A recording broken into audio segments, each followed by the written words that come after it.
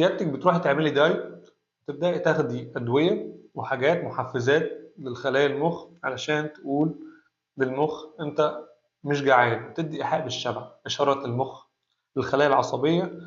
حاجة اسمها المواد الفعّالة بتاعة الأدوية دي اسمها السيبوترامين. طَب الإشارات دي بتروح للمُخ وبتشتغل على الموضوع ده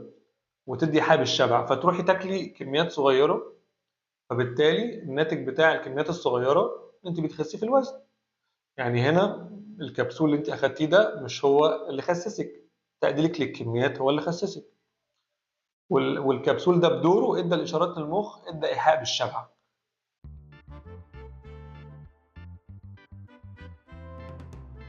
لكن في فرق بين إن أنا آخد كبسول يقفل معايا الشهية ويكون بيخسّسني، وغير إن أنا آخد حاجات أعشاب طبيعية تدّي إيحاء بالشبع، تعمل انتفاخ في البطن، زي مثلًا قشور السيليوم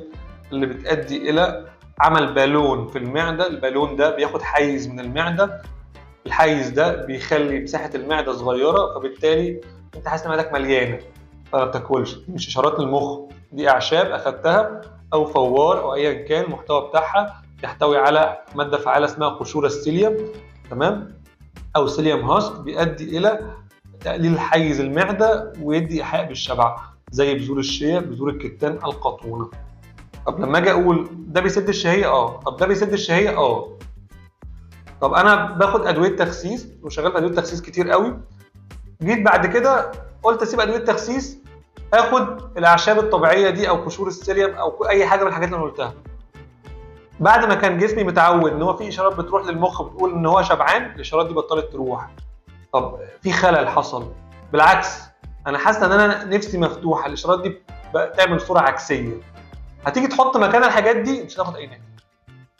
طبعًا البديل بتاعها مش هينفع بالطريقة دي، لازم تبدأ ساعتها تنظّم الحمية الغذائية بتاعتك، تنظّم كل حاجة، ما تقولش لأ الحاجات دي ضعيفة. أنت بقى من الأول لو بدأت بالحاجات الطبيعية دي بالمنتجات الطبيعية أو بالمواد الفعالة الطبيعية الأعشاب وخدتها، هتدّي إيحاء بالشبع وهتقفل لك الشهية وهتدّي لك إحساس إن أنت شبعان عشان هي أصلًا بتخش المعدة بتعمل مساحة. لما تدخل بقى تعمل في المعدة مساحة وأنت كنت متعود على أدوية تخسيس الحاجات اللي هي كبسولات سد الشهية، الإشارات فيها خلل، حتى لو معدتك مليانة فأنت بتاكل بدون إحساس، بتاكل، بتاكل، بتاكل، بتاكل، مش حاسس بأي حاجة، مش حاسس أنت بتعمل إيه، وصدقني نزولك بيكون صعب جدًا، مستحيل أنت تكون شغال على أدوية تخسيس بقى لك فترة وبتنزل كتير أوي، وجيت قررت تاخد دوا جيت قررت تبطل أدوية تخسيس وتمشي من غير أدوية تخسيس وتخس، الموضوع بياخد وقت وبياخد إجراءات، كأن أنا باعوّد نفسي على حاجة جديدة، زي الشخص اللي بيصحى كل يوم ياخد فنجان قهوة. كل يوم ما يقدرش يتحرك غير بفنجان قهوة، فنجان قهوة، فنجان قهوة، عشان يروح الشغل ويمارس حياته الطبيعية، دخّل جرعة كافيين، الجسم بدل ما الجسم بيفرز يوميًا جرعة كافيين معينة، طبعًا الجسم بقى ليه كافيين مصدر خارجي، المصدر الخارجي ده طيب بدأ يخش كل يوم فإفراز الكافيين في الجسم قل، فالجسم بقى معتمد على المصدر الخارجي، جينا في يوم شلنا المصدر الخارجي بتاع الكافيين، الجسم بطل يفرز، إفرازه بقى ضعيف، نفس الكلام هرمونات الشبع، تمام، هرمونات الشبع هي دي بدل ما الجسم كان بيفرزها وبيشتغل عليها عشان لما تيجي تاكل وجبة يطلع لك هرمونات الشبع، بدأ إفرازها يقل نهائي في الجسم